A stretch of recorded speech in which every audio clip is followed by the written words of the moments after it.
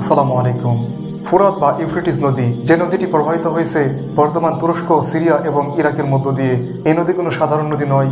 এই নদীর সাথে ইসলামের অনেক গুরুত্বপূর্ণ ঘটনা জড়িত রয়েছে। ইসলাম অনুসারে এই নদীটি শুকিয়ে এই নদীতে একটা সময় একটি স্বর্ণের পাহাড় প্রকাশিত হবে। ইসলাম অনুসারে ফুরাত নদীর তলদেশ হতে একটি স্বর্ণের পাহাড় প্রকাশিত হবে, যা কিয়ামতের আগে একটি বড় আলামত হিসেবে বিবেচিত হবে। রাসূল সাল্লাল্লাহু আলাইহি ওয়াসাল্লাম বলেছেন, কিয়ামতের আগে এই ফুরাত নদীটি শুকিয়ে যাবে এবং এর নিচে একটি স্বর্ণের পাহাড় বা স্বর্ণ ভাণ্ডার পাওয়া যাবে। এই স্বর্ণ অর্জনের জন্য বিভিন্ন জাতির মধ্যে ব্যাপক পরিমাণে লড়াই হবে, যুদ্ধ হবে, সংগ্রাম হবে। তবে যারা এই স্বর্ণের জন্য যাবে তাদের মধ্যে 100 জনের মধ্যে 99 জনই নিহত হবে। কিন্তু প্রত্যেকে মনে করবে সেই বেঁচে যাওয়া লোকটি যদি আমি হতাম। আবু হুরায়রা রাদিয়াল্লাহু তাআলা আনহু হইতে বর্ণিত, তিনি বলেন, রাসূল সাল্লাল্লাহু আলাইহি সাল্লাম ইরশাদ করেছেন, অচিরেই ফুরাত নদীর তলদেশ হতে স্বর্ণের খনি বা স্বর্ণের পাহাড় উদ্ভাসিত হবে। যে ব্যক্তি সেখানে উপস্থিত হবে সে যেন তা থেকে নিজের জন্য কিছুই গ্রহণ না করে। ফুরাত নদী শুধু ইসলামের দৃষ্টিতে নয়, ভৌগোলিকভাবেও এটি বিভিন্ন দেশের জন্য গুরুত্বপূর্ণ একটি নদী। এই ফুরাত নদীকে ইউফ্রেটিস নদীও বলা হয়ে থাকে।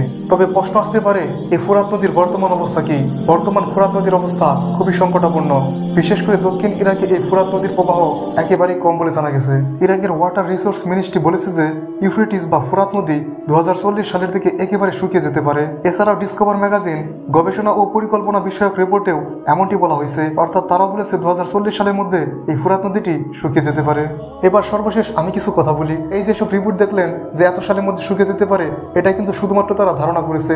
তবে তারা যে ধারণা করেছে সেটিও কিন্তু উড়িয়ে দেওয়া যায় না, কারণ তারা বর্তমান নদীটির অবস্থা দেখেই এটি কিন্তু ধারণা করেছেন। আবার ফুরাত নদী শুকিয়ে গেলে সেই দিনই কিয়ামত হবে, ব্যাপারটা কিন্তু এমনও নয়। ফুরাত নদী শুকিয়ে যাওয়ার পর কিন্তু ইমাম মাহদী আলাইহিস সালাম আসবে, আরো বিভিন্ন ঘটনা ঘটবে, তারপর কিন্তু কিয়ামত হবে।